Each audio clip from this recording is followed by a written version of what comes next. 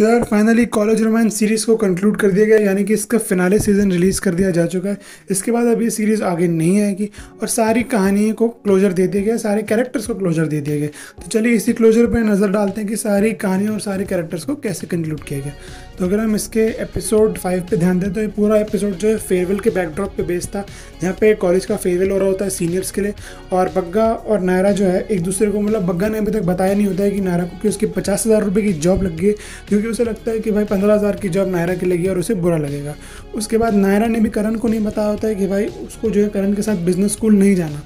और ये एक छोटा मोटा आर्क होता है। तो गलती से रावी जो है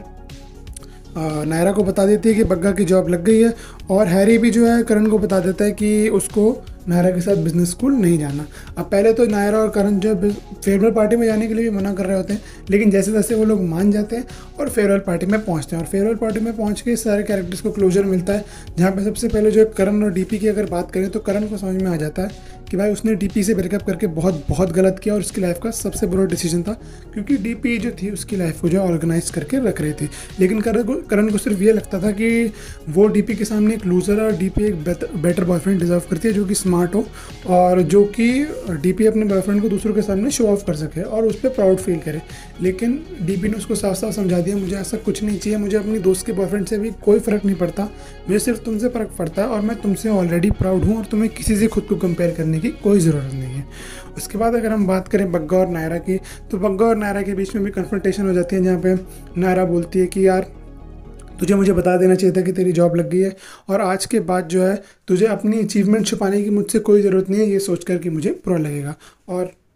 मतलब नायरा ये पूछती है कि तूने क्या सोचा जॉब के बारे में, तो बग्गा कहता है मैं जाना चाहता हूँ, मैं ट्राई करना चाहता हूँ। तो नायरा कहती है तुझे ऑफकोर्स जाना चाहिए। उसके बाद अगर हम बात करें हैरी, रावी और दीपिका के आर्क की, तो भाई वो भी कंप्लीट हो जाता है, जहाँ पे हैरी और रावी को समझ में आ जाता है कि अगर दीपिका ने हम में से किसी एक को भी चूज़ किया तो किसी का तो दिल टूटेगा ही, और उससे जो है फ्रेंडशिप पे अफेक्ट पड़ेगा। तो वो तीनों डिसाइड करते हैं कि वो तीनों फ्रेंड्स ही रहेंगे और जो है किसी के साथ भी रिलेशनशिप में नहीं आएंगे, मतलब आपस में। ये सारे आर्क तो क्लोज हो गए, लेकिन भाई इस सीरीज़ का एक आर्क जो है रह गया था, वो था इस सीरीज़ के ओरिजिनल ट्रायो का आर्क, यानी कि यानी कि ट्रिपी, करण और नायरा। तो भाई सबसे पहले हम देखते हैं कि बग्गा जो है ट्रिपी और नायरा के लिए करण और नायरा के लिए ट्रिपी के पास जाता है और ट्रिपी को जो है पार्टी में लेके आता है। पहले तो ट्रिपी को पार्टी में एंट्री देने से मना किया जा रहा था, लेकिन एट द एंड एंट्री भी मिल जाती है। फिर ट्रिपी वहाँ पर सबसे माफ़ी मांगता है, स्पेशली जो है करण, और नायरा से माफ़ी मांगता है, बोलता है मेरा दिमाग फिर गया था, मेरे को कुछ नहीं समझ में आ रहा था। हमें सीज़न 3 में बताया गया था कि ट्रिपी जो है एग्ज़ाम में फेल हो गया, उसकी वजह से वो सब कुछ छोड़ के भाग गया था।